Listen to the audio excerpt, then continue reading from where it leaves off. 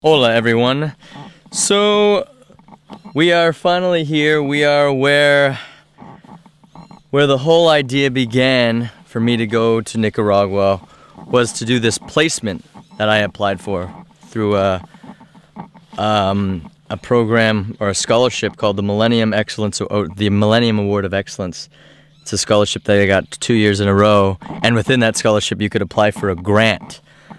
And that grant, I used a company, or sorry, not-for-profit organization called Volunteer Abroad Base Camp.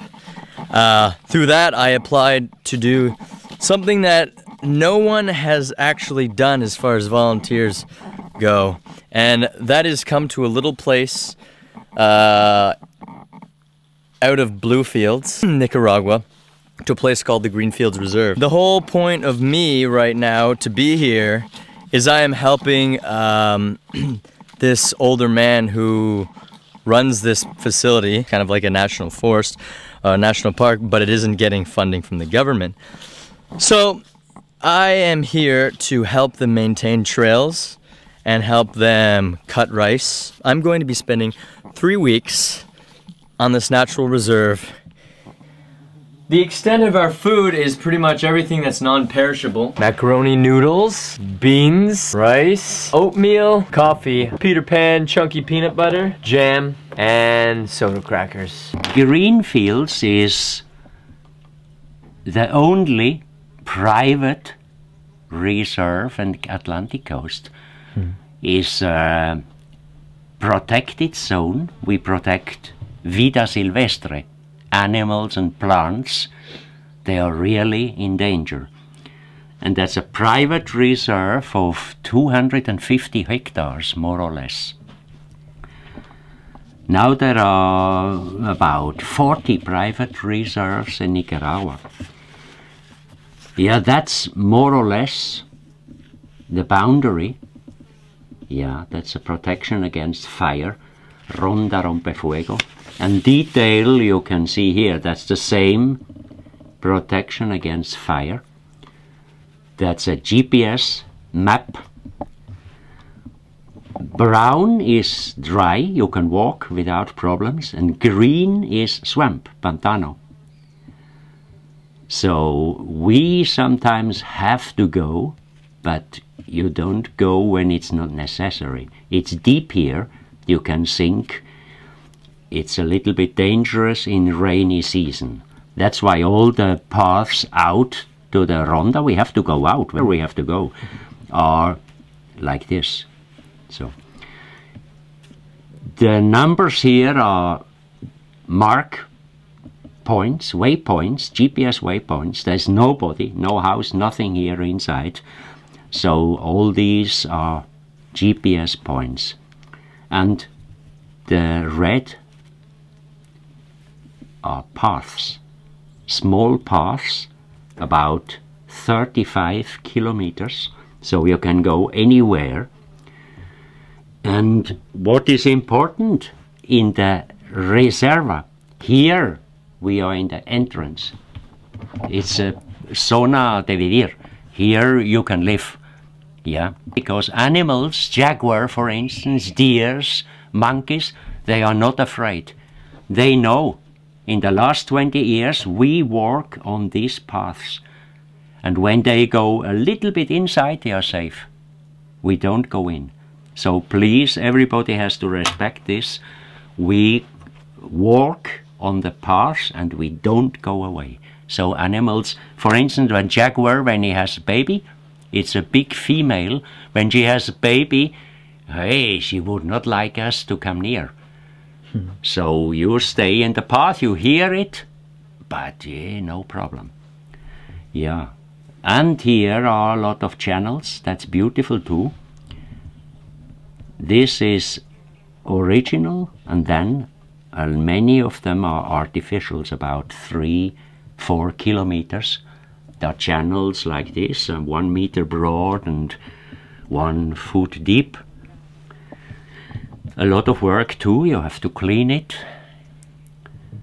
I started about 20 years ago, and here, where we are now, where the kitchen is and the car tent is, that's entrance to the reserve. It's not reserve really, it's a place about 3 hectares where we live. Yeah, we can make fire, we can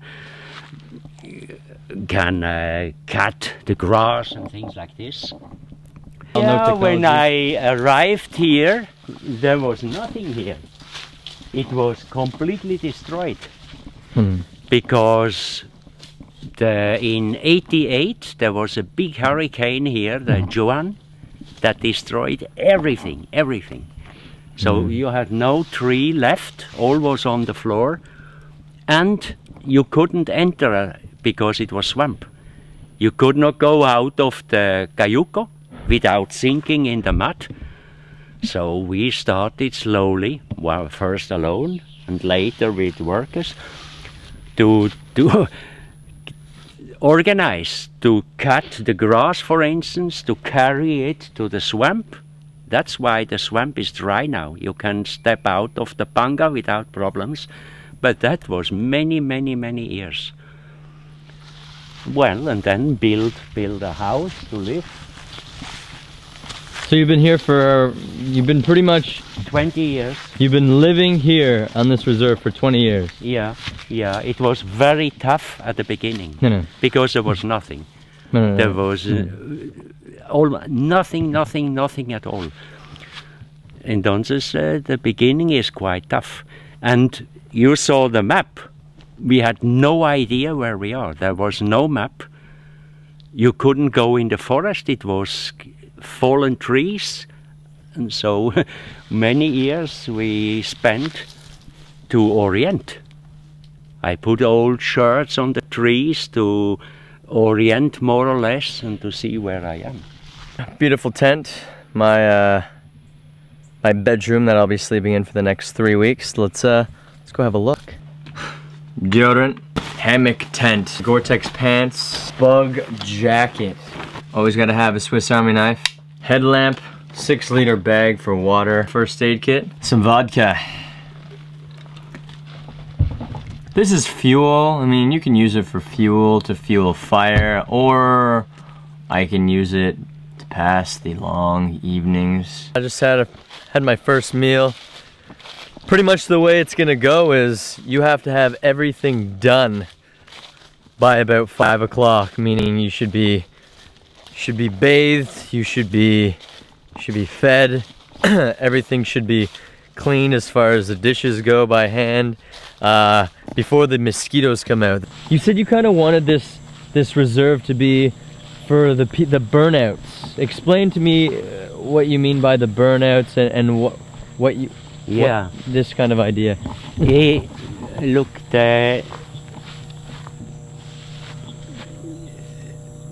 people in big companies, managers in big companies work too much. They are under stress permanently. So normally with 35, 40 years, they have the first burnout. So they go to hospital and they can't speak anymore and things like this. And that's a big problem for huge companies. And here we think it's a good place. You have no phone, you have no television, you have no email, you have nothing, you have pure nature. And it's very good to see nature, to see how plants and animals live, how they die. And I think that's a place where you can recover. We had people here. They worked around with us, paddling around, and at the beginning they spoke about their problems. Problems in the company and problems in the family. Who has no problems? Yeah. And then after 2 weeks they started to calm down, to see the birds, to see the trees, to see the orchids, and then I think they start recovering. When you have to cook, when you have to find your firewood, carry your water, that's good medicine. Yeah, you go back to life that's a little bit more reasonable.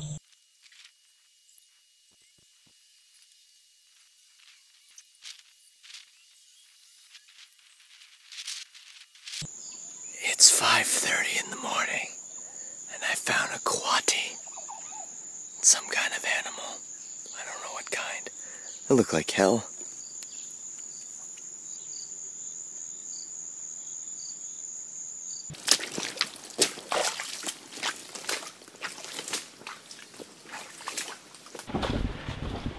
This tree right here is called, I believe the pronunciation is Manicara secifera. Manicara secifera. I believe that's the pronunciation of this tree.